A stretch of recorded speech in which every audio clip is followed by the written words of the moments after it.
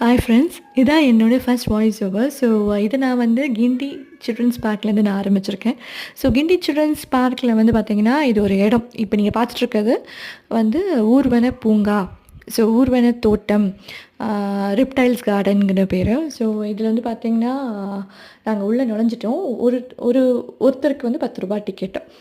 So உள்ளே போனதுக்கப்புறமா பார்த்திங்கன்னா, உள்ளே போனதுக்கப்புறம் பார்த்திங்கன்னா, நிறையா பச்சோந்திங்க, பெரிய பெரிய பச்சோந்திங்கலாம் இருந்துகிட்டு இருந்தது. ஸோ நானும் பார்த்து பயந்துட்டேன்.